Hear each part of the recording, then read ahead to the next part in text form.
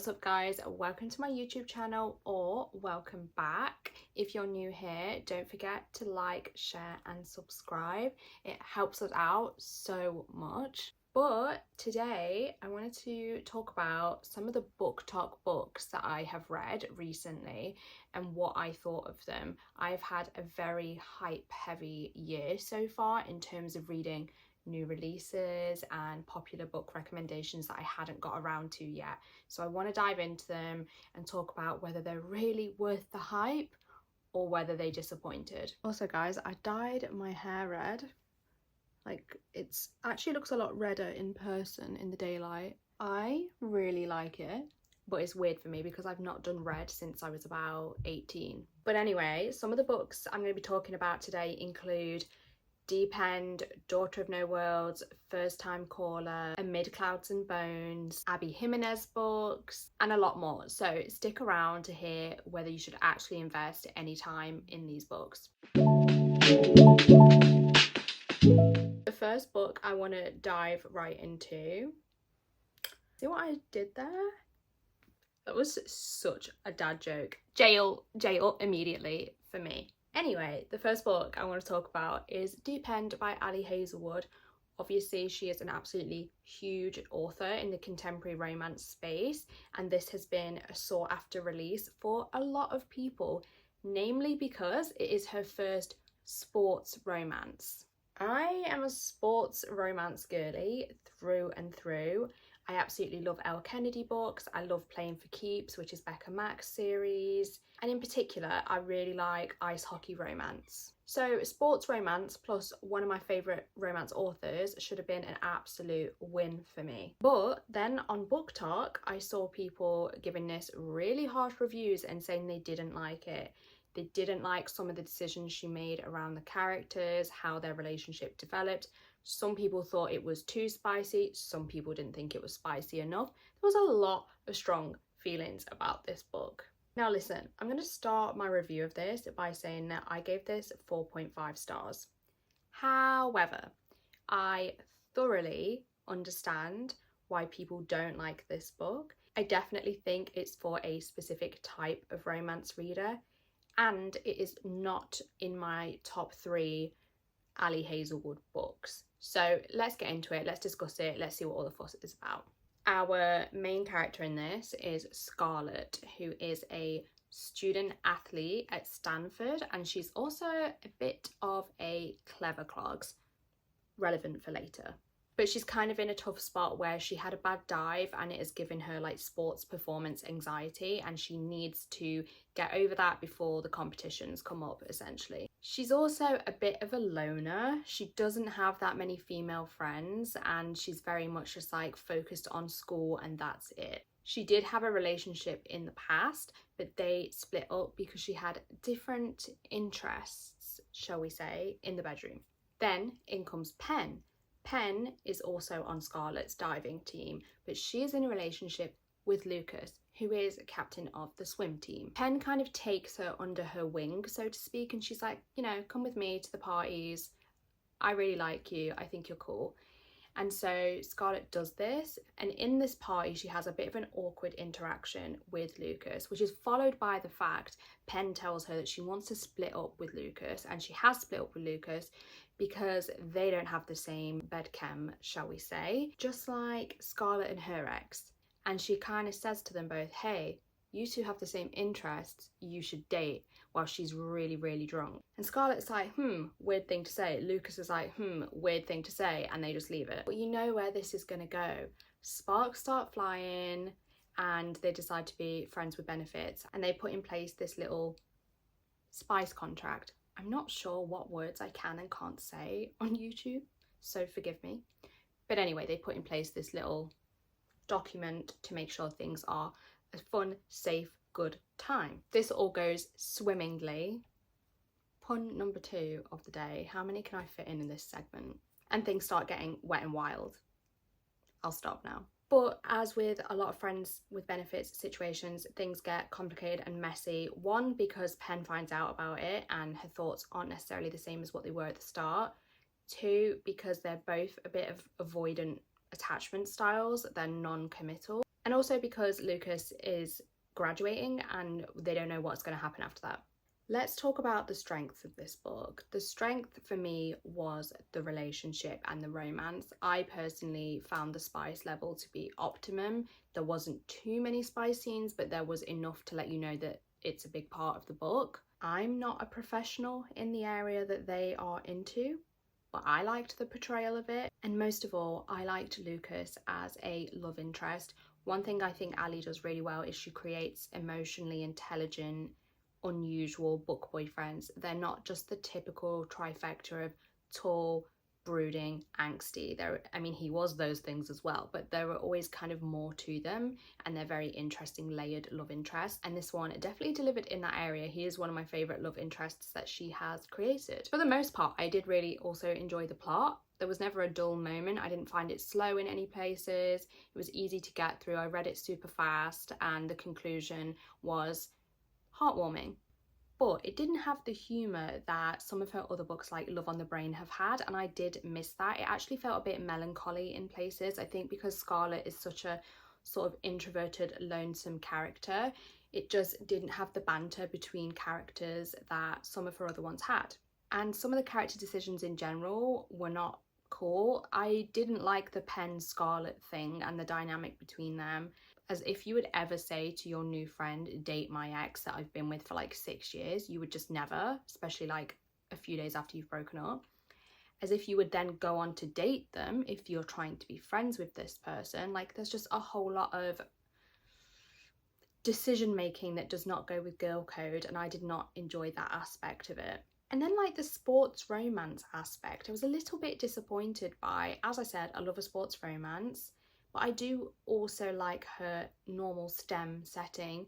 However, I didn't expect there to be so much STEM in this one. They both actually still study STEM, but that's really hard to say. They both actually study STEM-based subjects, and there is interaction that way as well, almost in like a forced proximity, teamwork kind of way. And there is some crossover with other books, but I actually felt there was like more time spent on that than the actual sports element. Other than her performance anxiety with diving, there wasn't many sports scenes of them competing or him and her specifically. Like, yeah, it just definitely still felt very STEM based to me. Having said that, I still really enjoyed the book because I knew going into it, it was just going to be like a fun, spicy time. I wasn't necessarily expecting anything deep or groundbreaking, and so based on that, I think it delivered. However, I totally understand people's low reviews and why they might not like it, and so I do think it's slightly overhyped a little bit. Now let's talk about Amid Clouds and Bones. I have seen 3 big BookTokers talking about this on BookTok, and I've seen it slowly start to gain traction, and I do think it's going to be massive soon. And one of the common things that I've heard people say about this is that it's kind of like adult Cruel Prince. If you know me, you know how I feel about Cruel Prince. I'll give you a hint. Fairy toadstools tattooed on me. So anyway, I saw that comparison and 3 of my mutuals discussing how much they enjoyed it, and I absolutely had to read it. It is a standalone romantasy on Kindle Unlimited, and I will say that because of the description of the book on its blurb, I was kind of like, I don't want to say I was questioning whether my mutuals were lying to me, but I was questioning whether I was going to have my expectations met, because I am a little bit tired of the same old romantasy tropes at the minute, which is no fault of the authors, I've just read a lot of them. So when I saw the blurb for this one and saw that it was romantasy, enemies to lovers, unseelie versus seelie fae, and marriage of convenience, I was kind of like, meh, like I've read this book before, what's it going to be that's any different? Do I want to waste my time on this? But because it was on Kindle Unlimited and it's a standalone that's about 450-ish pages, I think, I knew that the investment wasn't that much, so I decided to give it a go. I absolutely loved this book. I could not put it down, and when I did put it down, I was thinking about it constantly and wanting to get back to it, and I can't tell you why. Again, there really was nothing particularly groundbreaking about it, but it really does deliver on the enemies to lovers theme. Like, you know, sometimes you pick up an enemies to lovers and you're like, this is kind of like dislike to lovers. This one is actually enemies to lovers, and it definitely has Cruel Prince vibes. The love interest really gives Carden at his worst. It's absolutely full of tension, and then the tension kind of goes into yearning, but you don't know if it's real or not, and so it's really delicious. And there is actually fairly decent politics and twists in this as well. I didn't actually know what was going to happen. There was a bit in the middle of the book that completely threw me, that I was like, oh, like I really didn't see the story going in this direction. So if you do want an enemies to lovers spicy romantasy that is not too long, not too much of an investment, maybe a bit of a palate cleanser, I would 100% recommend this, and I will definitely say that BookTok delivered with this one for me. Let's talk about Daughter of No Worlds by Carissa Broadbent, the War of Lost Hearts series. Unfortunately for me, this one did not deliver, and I do think this series is overhyped. So if you don't know, this is another romantasy series, and this one is a completed trilogy. It's the author that is also known for the A Serpent and the Wings of Night series, but this one came first, and it is currently only indie published, but it is getting trad published soon. So I first read book one about 2 years ago when the hype first started circulating for this series, and I thought the plot was mediocre and the fantasy elements were mediocre, but I did love the characters. I gave it 3.75 stars. Never went on to the next book. I just didn't have enough interest in continuing the series. But recent months, I have been thinking about the two main characters quite a lot, especially the love interest, Max. So I decided to give book one a reread and then continue on with the series. So I started book one again completely from the beginning and reread it, and my experience was definitely a lot more positive this time. I changed the rating from 3.75 to 4.25. But I definitely still had issues with it. The biggest issue I found is that the fantasy world building and the magic system is so underdeveloped and so underexplored. Everybody's magic seems to be completely different, but you never understand why. Some people have multiple magical powers, some people just have one, and you never understand why. You don't understand the limitations around the magic and how it actually works. So it's just things like that. And then in terms of the world, I felt like the origins of the conflict were never quite clear for me. I don't know if I missed something or if it just wasn't well explained, but there was this conflict between two countries and I just don't know where it began, why. I assume in the author's mind it was just like as simple as countries go to war, but obviously in the context of fantasy, you do expect a little bit more backstory and a little bit more explanation. But like I say, I did enjoy the characters and the romance and their personalities, and I wanted to see where the story went, so I went on to book two, which I think is Children of Fallen Gods. I DNF'd this one, sadly.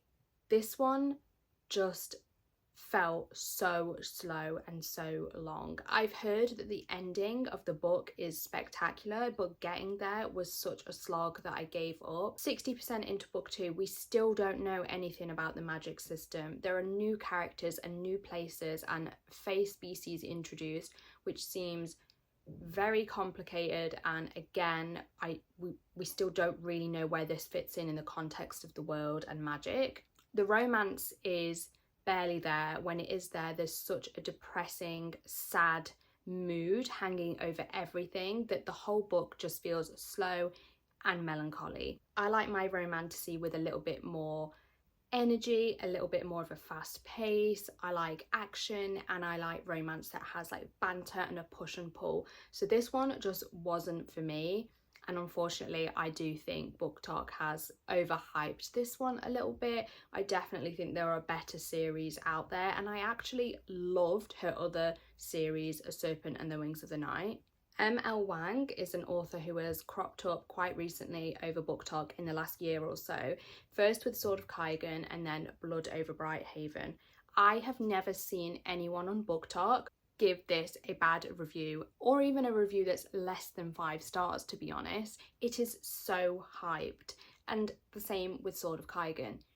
I read Sword of Kaigan and I gave that 5 stars, but basically it was a 6-star read. You know, one of those books that just transcends your rating system that you will think about forever.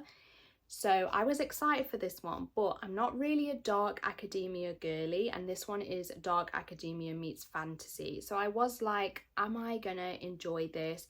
Is it really going to be as good as everyone says? Was Sword of Kaigan a bit of a fluke? You know, these are all the questions I have when authors grow very quickly. But I needn't have worried. This deserves all the hype it gets. It should be read by everybody. If you like fantasy in any shape or form, you absolutely have to read this one. Again, it's a standalone, which I love when it comes to fantasy, because I think so many fantasy books end up being such long series and they never quite have consistent pacing and enjoyment levels all the way through, or rarely anyway. So I personally love when we get a standalone fantasy. There's 2 characters, a man and a woman, from very different walks of lives. The meal comes from outside of the city in a freezing cold tundra type land. These people very much rely on the land to live. They are starving, it is cold, and it is a hard life. There is also something called the blight, which is plaguing their land, and it's essentially this like mystery light that just strikes people and kills them dead. Sienna is the female main character and she lives in the city. She's just about to take an exam that would allow her to be the first woman ever admitted into the High Magistracy if she passes. Their worlds become interconnected, much to both of their surprise, and they end up working together despite their very different class levels. That is a heavy book. But the book essentially explores racism, immigration, colonialism, just a lot of different things that are applicable to history, whether you read that book now, 25 years ago, 100 years ago, 1,000 years ago. There is a thread running through this that very much explores Indigenous communities and how they are treated, and also capitalism and what that has done to the world. Another big theme is misogyny in academia and how Sienna is treated in light of being a woman in this magical academic place. Despite the heavy topics and the heavy themes, it never feels heavy to read, in the sense that it doesn't feel like the author is forcing these things down your throat. Your head naturally makes the connection as you read this magical, beautiful story. She makes everything so digestible, including the magic system itself. So like I said, I'm not a dark academia person, so I did worry that this one would be slightly more complex and hard to understand, but I found it actually really easy. The magic system is essentially based on coding and typewriters, so it's very easy to draw parallels to technology now and relate it to something that you are very familiar with. But I think what makes this book so special is the characterization and the themes paired together. The characters must process and think about these awful decisions that they have to make based on the life that they are forced to live by governments. So there are some big questions that they have to ask themselves, and some big decisions that have to be made that cultivate in very big, powerful scenes. The ending is so good.